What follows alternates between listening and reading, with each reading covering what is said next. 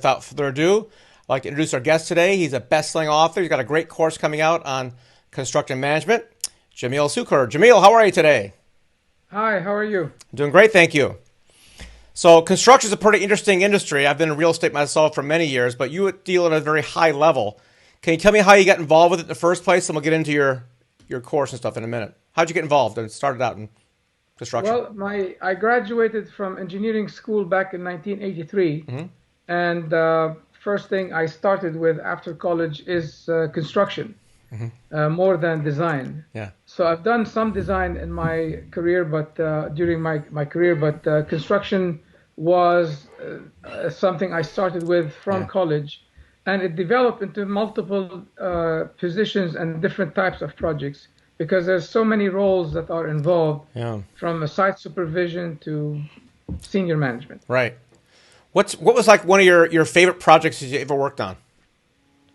My favorite project that I've ever worked on Yeah, was an overseas project, actually in Kuwait City for 2 years. I was working here in California, then I got yeah, a contract yeah, for 2 years. It was a big mall and a fish market and a community center and a gym and a restaurant. yeah.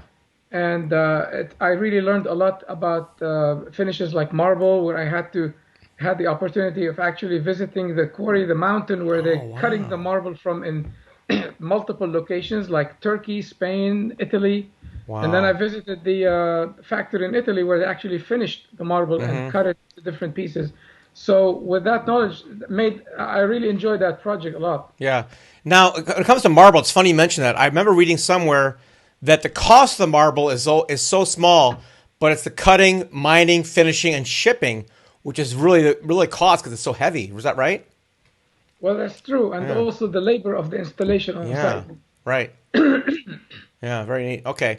So, back to people here who are in construction. This is focused for you guys in construction. It could appeal to people doing a small project like building a small one or a big one. What would be this in terms of your expertise?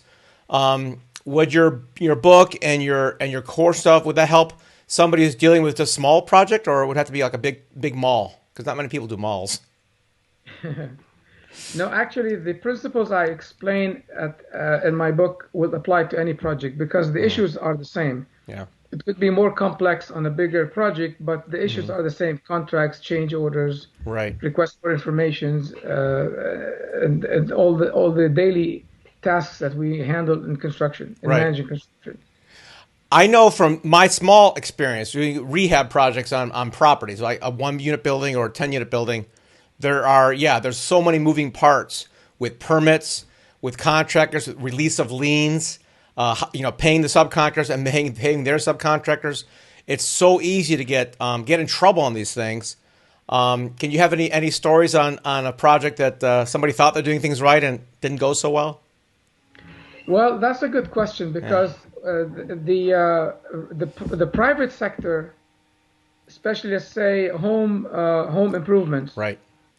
By the way, I just got a claim request right now that I'm working on, Uh huh. mostly because homeowners don't understand how to manage contractors. Hmm. They don't understand the paperwork involved, like you said, the liens, etc. They get into trouble, and when there's conflict, their documentation is not proper, and the litigation, Yeah. the next step. Right. On public works, it's more organized and structured, and the people handling the projects are more professionals Hmm. hired by public owners. Right. Same on the contractor side. So there, it's more documented, it's better documented, Hmm. and of course, there's conflicts as well. Yeah. If you don't know what you're doing, whether you're a contractor or an owner, and you just start into a construction project, like you said, with the moving parts, you might find yourself in big legal trouble without noticing. Right. Can you do any particular story that comes to mind when we talk about that? Maybe from a homeowner's level or a small project. All right. Yeah. Well, 2 years ago, I had a claim. Excuse me. I had a claim from a Bel Air homeowner who is suing his general contractor, Okay. and the homeowner was managing the work. The wife basically was running the Yeah. management of the work, and she was asking left and right additions, and the documentation wasn't very good. Payments wasn't very good.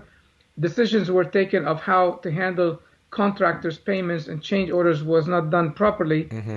They ended up in a conflict, and the problem is sometimes the feelings are so heated up that they would want to go to litigation, they want to fight, Yep. and a $300,000 conflict ended up with $500,000 in legal fees alone, in arbitrations that never ended, and finally they settled. Most cases settle. Sometimes they settle after a fight.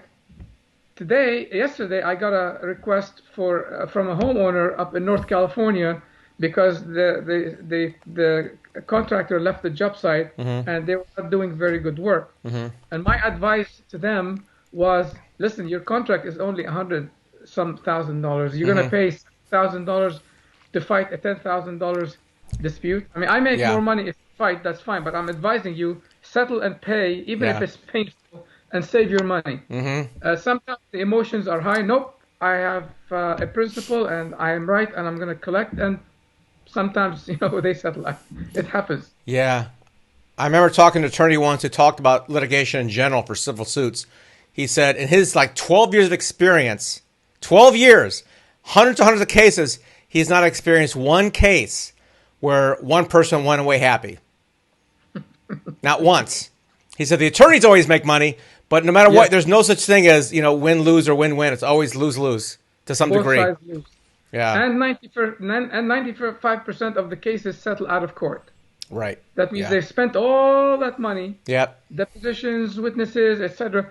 I just handled also another case for Public Works, probably a few months ago, and the general contractors decided to pay the subcontractor $200,000 and settle, although the subcontractor is totally at fault. Ugh. But the general said, you know what? I already spent so many hundred thousands on just the lawyers and depositions. If I want to continue, I'm going to pay more. Let me just pay $200 and leave. Oh, wow. It happens that. Yeah. That's awful. What are some people think they're doing the right job, right? I've got a contract. It's all written up. I've got segments of a contract all laid out. Hey, you complete this much, I'll pay you this much. It seems like it'd be pretty cut and dry, but I'm sure there's some things that are not obvious to people that come into play. So what would be one thing you could think about that's like, well, I didn't think about that. That's not an obvious thing I would have thought about when it comes to your checklists and processes. Well, are you talking about the private homeowner? Or I'd like to focus on the private homeowners right now because that's probably more of our audience. We could talk about public works as well, but either one for your story is fine. Yeah. All right. The problem with that, like I said, is that most homeowners are not knowledgeable enough to handle construction and manage contractors. So they would not recognize that the contract that was given to them is proper, complete, adequate. It includes all the buzzwords in case there are problems. Right. They proceed on good faith, and the requests for work and information and additional work and deciding to pay or not to pay, it's so unprofessionally done because homeowners are not construction managers. Right. So when there's a conflict, they'll find themselves in a legal bind. Right. Like, for example, change orders. The contractor has to submit a change order to the owner. The owner has to sign it, approve it before the work starts. That's typically the case. Right. Many Many times they tell them proceed, and when it's time for payment, they disagree on the numbers or they disagree on the quality because either one was properly defined in the first place. Now, if the construction manager was involved, they would be advising the owner, no, wait a minute, don't sign this. I need this and this and this and this first identified and clarified, then you sign. Right. Something like this. Yeah.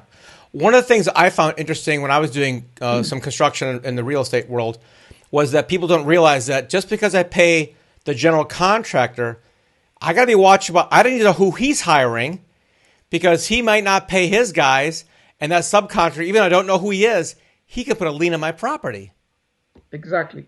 And that's why there's a document called the 20-day preliminary notice, which is which is by the subcontractors or whoever is providing services to that house has to file that document, which goes to the owner. What that document says is that, hey, Mr. Owner, I'm providing electrical subcontracting work to this general contractor. If he doesn't pay me, I have the right to file a lien against your property. Yeah. Now, before the owner pays the general contractor, Right. the proper practice is to get lien releases from Yep. all the subs Mm-hmm. to understand how much they're owed, and they better pay these, make sure these subs are paid before the general, so they don't get into these lien issues. Yeah. Most homeowners don't understand how to manage it. It's tricky. Right. And they find themselves either they paid the general and the general never paid the subs. Yep. They have a lien on the property. They don't know how to solve it. So all of this is because of their inexperience in managing construction. Right. So even if you're rehabbing a house, even just an easy rehab, if that contractor hires one subcontractor, it could put your house in jeopardy. Is that right? If the subcontractor files the lien, right, that preliminary lien notice, right, that's right. Yeah. They can. Okay. They put the lien, and they may foreclose on the lien and force you to sell the house. Wow, that's scary stuff. What's the name of your book again? Real Life Construction Management Guide from A to Z. There we go. Get that. Is that available on Amazon, right? I think so. Yes, and it has really good reviews on Amazon. All right. Good deal.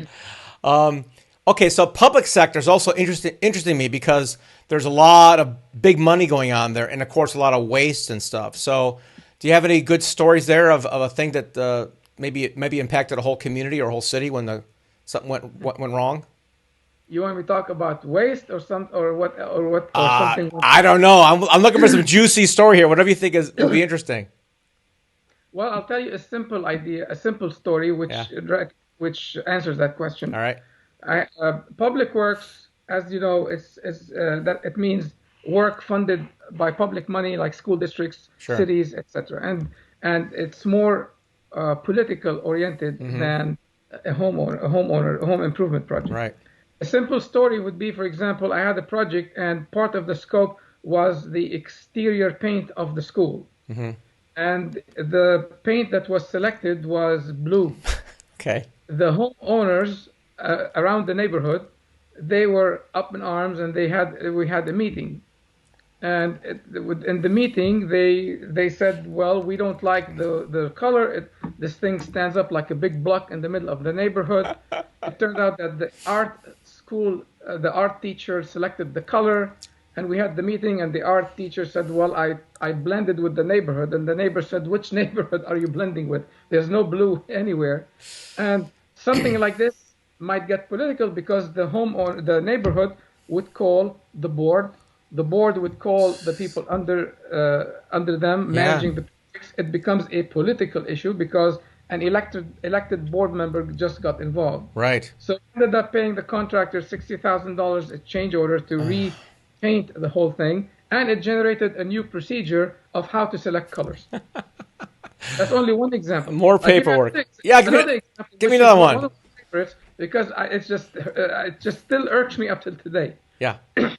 And I'm not going to name names. When I started my post as a construction manager for a public owner, they gave me about 32 paving projects, which is paving the asphalt paving for the playground. Okay. And they called those year one projects. Now, guess what year two projects were? They were to trench the asphalt and put underground conduits. So, wait, just think about that. Okay, so year one, pave it. Year two, dig it up and put something underneath it.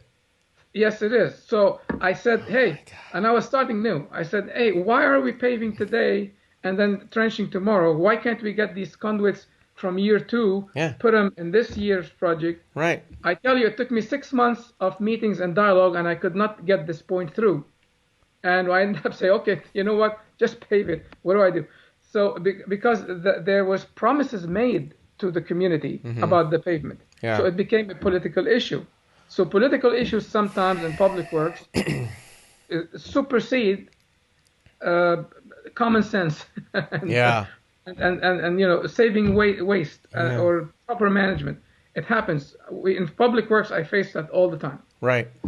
Back to the homeowners. It's obviously if you think about paperwork, contracts, and all that seems pretty clear and linear. But what about quality? What if somebody does a tile installation and you just don't like the way the tiles are laid, and the contractor says that's standard quality. How do you dispute or manage a quality issue, which is so subjective?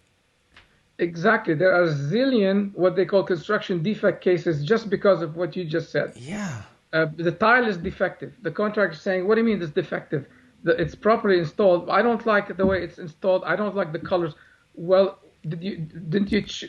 No one talked about these things before they started.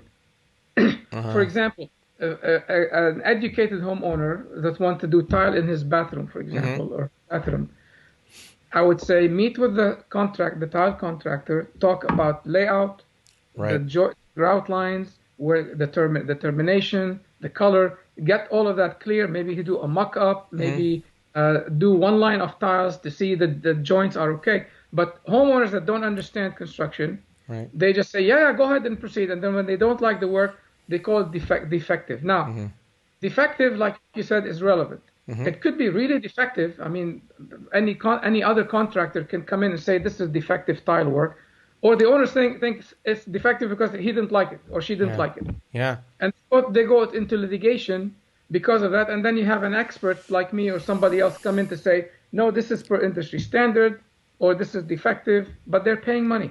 Yeah. Yeah. So as a clue for you folks, when you're doing any construction project, you can't be too detail oriented, right? You can always go down to doing a sample grout line. How thick do you want your grout line, right? I mean, obviously selecting colors is pretty obvious. This is the color I want to use. Use a paint swatch, paint it the wall, see how it looks. But like the way it's installed, cabinets, how much of a joint is acceptable in a corner trim joint? You know what I mean? It should be 0, 0.1 millimeter. I don't know. I mean, there's got to be some standards there. So, well, you want to hear a funny story? Yeah, yeah. So I was a superintendent at a house project long time ago, up here in Pacific Palisades. Yeah. And the homeowners kept asking for changes, and for them, they don't understand that changes is money. Yeah. Oh, move the cabinet from here to here. Take out that door. I don't like it here. Move it this way. I don't like this color. Change it. Well, all of this was done, and they don't understand that this is all change order extra work. You know Clint Eastwood's famous quote, "Go ahead, make my day." Yeah, right. Right. So I got the Clint Eastwood poster with the gun pointed, and he says, "Go ahead, make one more change." Did they know? Did they know they're being charged every time they made a change? Well, I explained to them every time, Yeah. hey, you know what? We'll move it for you, but the framer is going to ask for more money. Yeah, right. Okay, no problem, move it. I mean, that was a good owner in Okay, that yeah, example. they But knew, in yeah. some cases, they would take the position, well, I didn't tell you to put it there in the first place. It's not on the plans. Nobody defined it. They told them to proceed. Yeah. So they did not talk about the details. Right. And and for homeowners, it's emotional. Oh, sure. Yeah, absolutely. And I can tell you that from my experience renovating my own home when I bought it. Yeah. And I'm in the construction business, and I manage construction every day. But because it's your home, it's different. So I told my wife, you know what? Among all the projects I'm managing, this is the worst project. Oh, gosh. How exciting is that? The book is called the book is called Real to Life Construction. What's it called again? Real Real Life construction management guide from A to Z. Real Life Construction Manager Guide from A to Z. Get this book on Amazon, folks. It's a winner. It can really help you save yourself time, money, and most importantly, headaches and lawsuits and all that jazz. So check it out on Amazon. He's got a great course coming out. If you're in a construction manager, it's a career. It's a great course coming out. It'll be available on his website very soon. Jamil, thank you so much for coming today. I appreciate you. Thank you very much. You bet.